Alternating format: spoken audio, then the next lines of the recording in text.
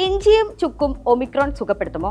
സമൂഹ മാധ്യമങ്ങളിൽ പ്രചരിക്കുന്ന 2 മിനിറ്റ് ദൈർഘ്യമുള്ള ഒരു വീഡിയോയിൽ പറയുന്നത് ഇങ്ങനെയാണ്: കോവിഡിന്റെ ഏറ്റവും പുതിയ വകഭേദമായ ഒമിക്രോണിൽ നിന്നുള്ള അണുബാധ തടയാൻ ഇഞ്ചിയും ചുക്കും മണത്താൽ മതിയെന്നാണ് വീഡിയോയിലുള്ളത് ഡോക്ടർ സരീർ ഉദ്വാദിയ ആണെന്നും ഡോക്ടർ സുശീൽ റസ്ദാൻ ആണെന്നും വാദമുണ്ട്.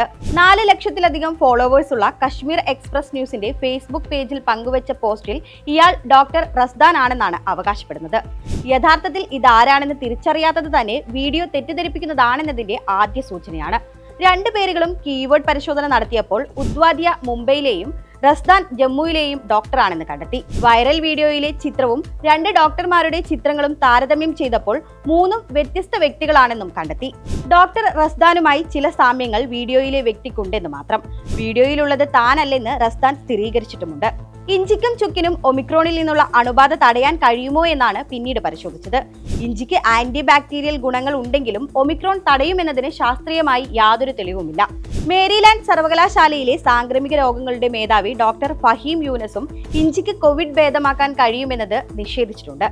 ജമ്മു ആസ്ഥാനമായുള്ള മാധ്യമമായ ദി സ്ട്രെയിറ്റ് ലൈനും വീഡിയോ വ്യാജമാണെന്ന് വ്യക്തമാക്കിയിട്ടുണ്ട്. അതായത് ഇഞ്ചിയും ചുക്കും കോവിഡ് ഭേദമാക്കുമെന്ന് അവകാശപ്പെടുന്ന വീഡിയോ വ്യാജമാണെന്ന് സാരം.